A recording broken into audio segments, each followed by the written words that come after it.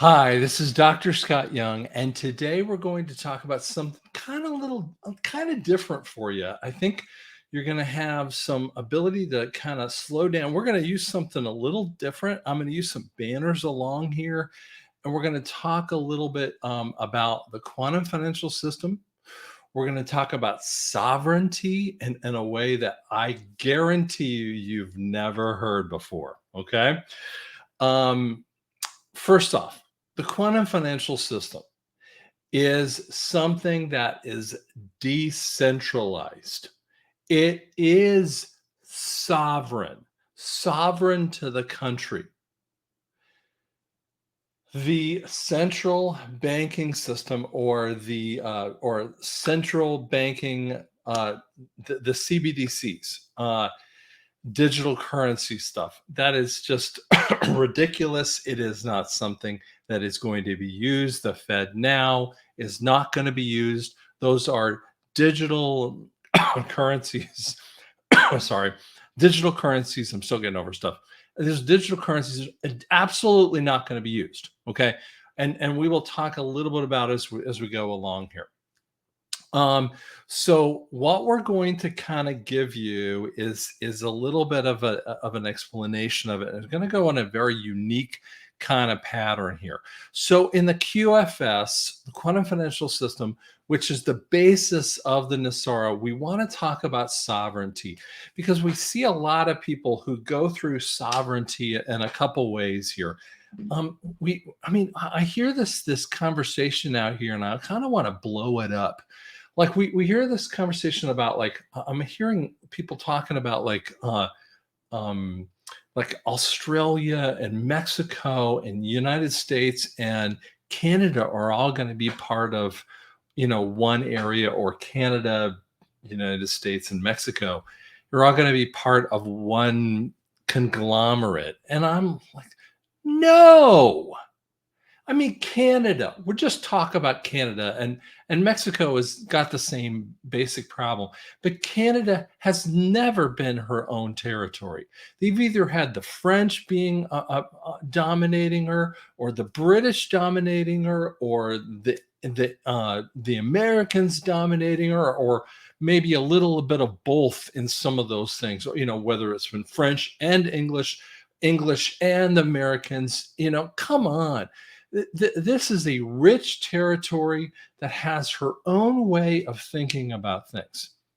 And the NESARA kind of conversation, first it was originated in America, and what Trump did through 2017 on is went to all of these different nations, including Canada and including Mexico, and said, listen, we have found all of the idiots, and he said, we want to get rid of all these idiots. And the quantum financial system, we want you to be sovereign in and of yourself, that you would have the power structure yourself, that your quantum financial system would be just for yourself, that you would have control of your money, that you wouldn't have morons on top of you, that you would have the ability to have your own election system, your own capability of your own money.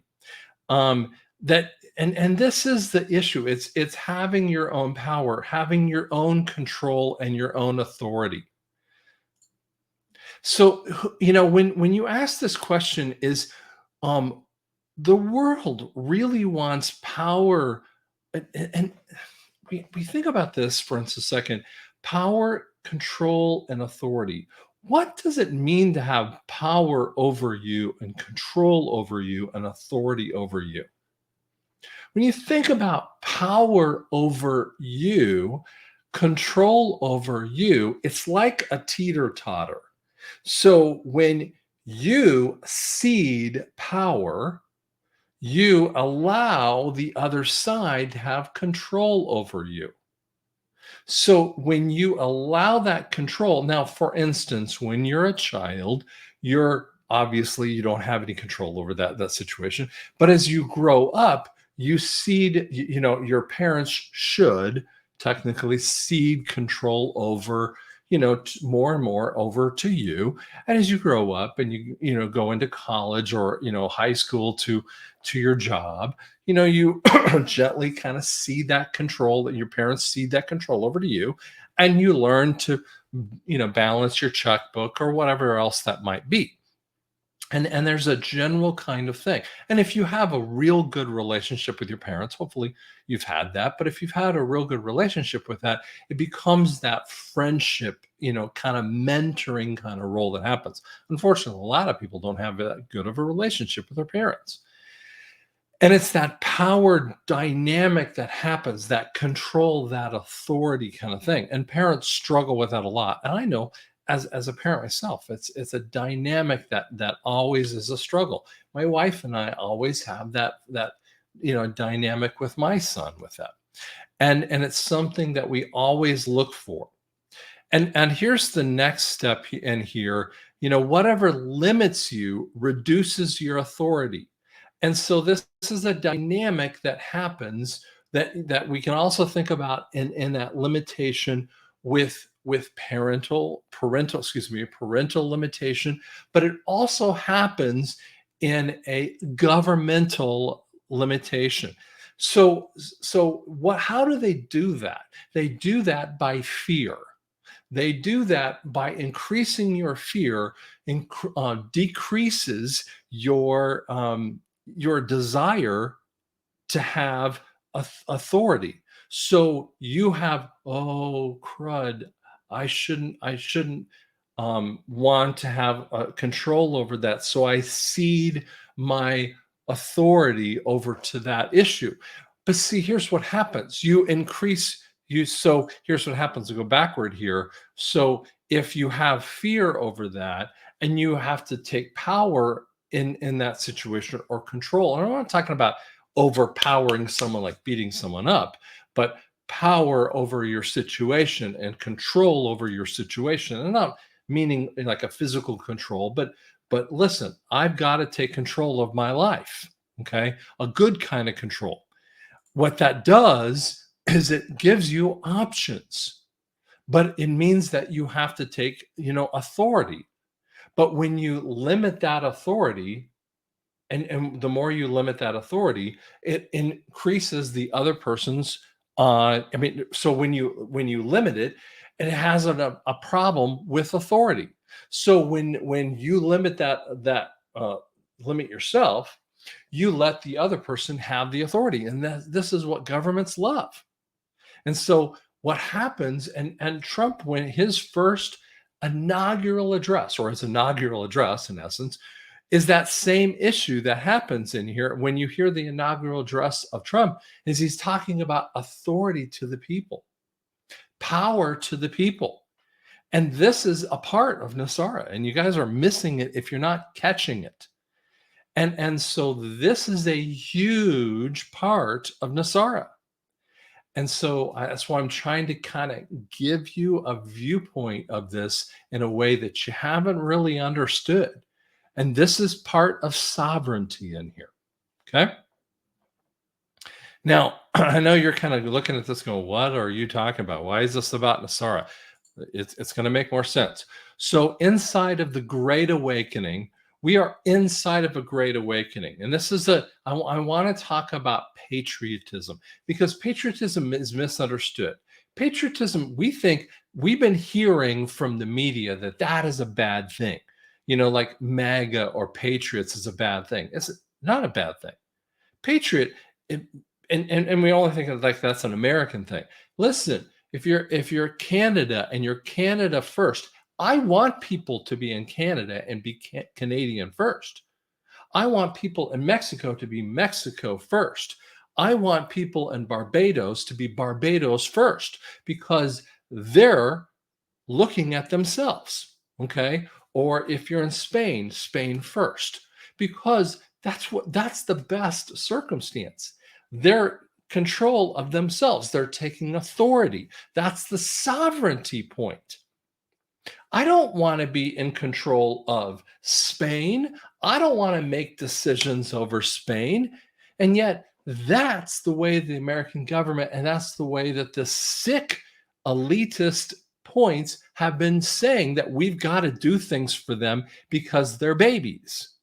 And this is the sick way that these gross elitists have been doing it over generations. And that's why they talk about democracy. But the reality is the Constitution says, hey, listen, let's figure ourselves out and let's let everyone else figure out themselves in their own way. Okay. And yes, we'd be happy to trade with you and happy to help you and figure out your own stuff here, but we should be promoting our own internal democracy within the Constitution. And so that's a big issue that most people really don't look at. Sorry, I'm turning off the phone there. But this is the creation of real patriotism inside of the Constitution. So I'm going to take a little break there. Now, there's a little misunderstanding here, and I'm talking about a freedom from external control. Now, first off, you have to understand there's a freedom. You have to have a freedom inside of here before you can have a freedom from an you have to have a freedom here before you have a freedom from an external control. If you don't really understand yourself, then you don't have an understanding from an external control. So I talk to people all the time, and they don't have a clue. That they're so bound up in here, they can't even deal with this other issue of real freedom. They're so messed up inside of them. I'm like, you guys, you need to get yourself figured out. They're over here robbing and pillaging and everything else. They don't have a clue what real freedom is, what real sovereignty is, what real authority is, what real control of themselves, or what we call self-control. See, that's what freedom is. And that's what we're talking about in here with that. And once you start to understand that, then you have you have self-control from an earthly standard. And so we're talking about all of those things. Those are super important for you to get. Now, I'm going to kind of scoot this aside to a couple friends of mine who actually, one of this has passed away. It's a friend of mine named Will, and Chris, Dr. Chris, very good friends of mine. They came up with what I like to call the 7 personalities. Now they have a different way of calling it, but I like to call it the 7 personalities of God.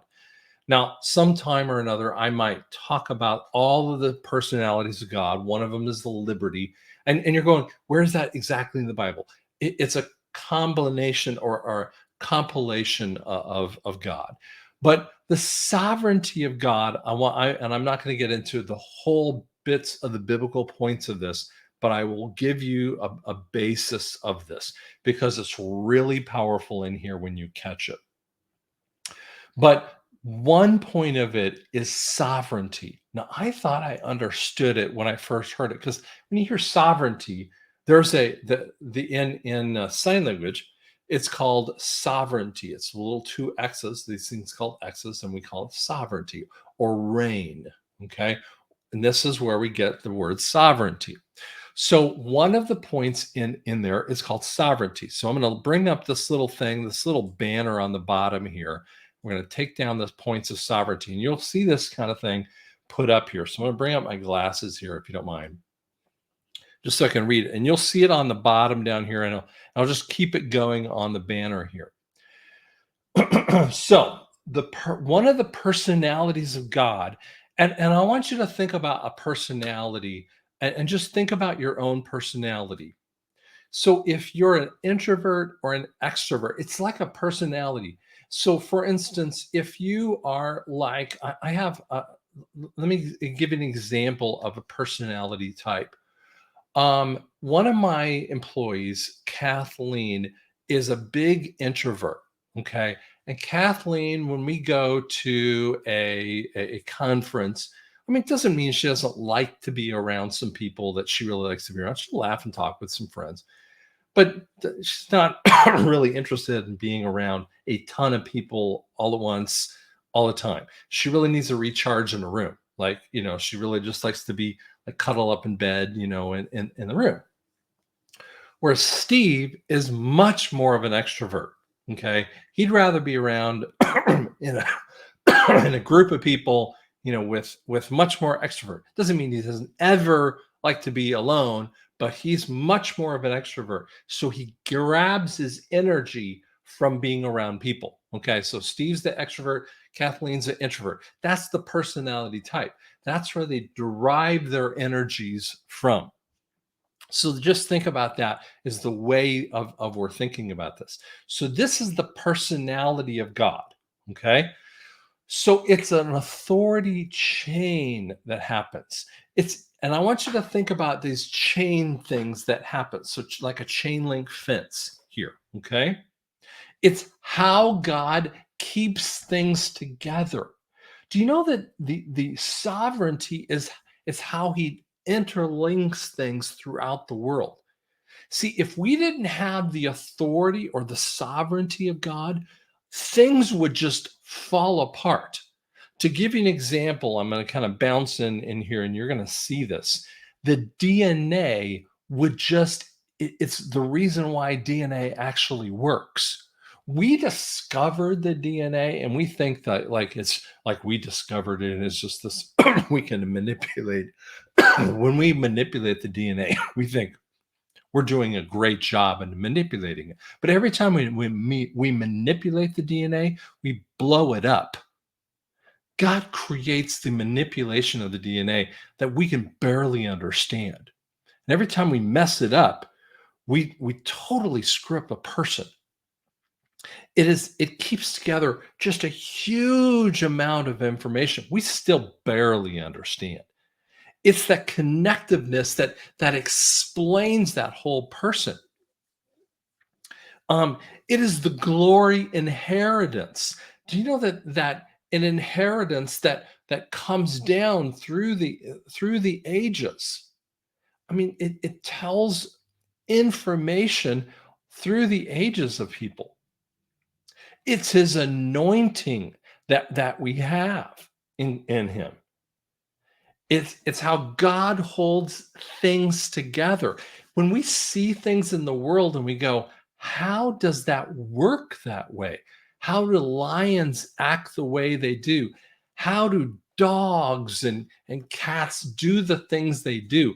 That's the interconnective nature. When you read in Genesis the way that the different kinds of animals go together, that's what Adam and Eve are interacting in, and that's the sovereignty of God. And I know that sounds like you're going, okay, you just are like freaking me out here, and what does this have to do with the quantum financial system? But I want to talk a little bit more because we're going to bring this off here for a second. And we're going to talk about the opposite or the pseudo nature of the sovereignty of God. Now, when I say pseudo, means the opposite or the not really part of the sovereignty of God.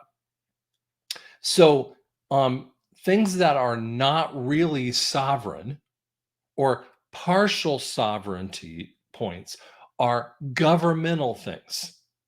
They sort of keep things together, but they're only partial points, which are government kinds of things. Now, government is interacts within most parts of life, but it only goes so far. Corporations or corporate, which we have, like churches do this. Individuals have the same kind of thing, or even family units have this. Countries do this as well. Now, we're not just talking about, and then you go, well, what's the difference between a country and a government? Well, a country is the patriotism of a place. And so if you just had your government as your God, you'd kind of like lose out. You can't just have the external kind of point of the patriotism in your government, or your faith is in your government. And that's what a lot of people are stuck with. And they're looking at the sovereignty point. And they feel the lack inside of the corporate nature of of the sovereignty in a church or an organization, or they feel the lack inside of a group or a country, whether it's Sweden, or they feel it inside, of a government type. And by the way, whether we're talking about pre-NESARA kind of time frame or post-NESARA time frame, because that time's coming too. And when we see that kind of thing coming, you're going to feel like, wait, I thought it was going to be all perfect.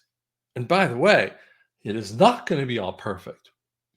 Some people want to say to me, oh, yeah, but I thought we're going to be going into 1,000 years of peace. No, we're not. It's going to be chaotic. It's going to be crazy. I've never told you it's ever going to be like that, because we still have we still have a 7-year tribulation down the road, and then we'll go into a millennial reign. But we're going to have another 7 years of tribulation, and this is going to be way worse than this ever was. So we've got a NESARA time frame. It's going to be decent, okay, for this time frame, but it's still going to be some chaos going on around us. But we've got to start figuring out that we have been going through an ugliness, and some of that stuff has got to come to an end. But we've got to see this sovereignty has got to get fixed. And each of the nations have got to figure it out for themselves. They've got to be able to be sovereign in and of themselves. I want to see Mexico take their own quantum financial system, create it for themselves, build it for themselves, make their own mistakes, do the wrong things for themselves, make trade mistakes. I want to see America make trade mistakes and do pricing mistakes. It's okay. There's nothing wrong with that. That's what happens. It's never going to be perfect in any way, shape, or form. And when you see it that way, that's what happens. There's an imperfect nature to this. And when you have people who look at this NESARA GESARA piece and they think it's going to be perfect into this sovereign nature of it, I'm going to tell you, it's not going to be perfect. And as I put this little thing down below here, it is never going to be perfect. It's only as far as they can go. Your faith needs to be in God, because the only personality ever that can make it perfect is the power of God. He is the only one, that sovereignty of God, who can create the most perfect ability, because only his perfect sovereignty can ever create it. So let me pull up that sovereignty of God on the bottom line here. Only his authority inside, and it's talked about in the Declaration of Independence. I mean, Thomas Jefferson talked about it, who was, I don't know how much of a believer of God. He was a theist. I'm not sure how deep of a believer he ever really was. I don't know how much he was, because we don't know his heart. It says that, man looks on the outside, but only God knows the heart. That's what David talked about. but that connective nature only happens when we invite the Lord into all the systems of our world. When we do that, when we interact in that kind of level, it so happens that we can be able to make a difference in that. And so that's what I'm looking for. That's what I'm trying to see. And that's what I want to see. I don't want to see the quantum financial system interacting with America and Canada and Mexico. I want America to be on its own. I want Canada to be on its own. So hope that helps you kind of get an idea. So if you like to subscribe, you can leave questions down below. And again, there's a whole bunch of different things we're going to be doing. We're going to be talking about a lot of things. I'm just trying to answer a question about sovereignty and the QFS. So thanks so much.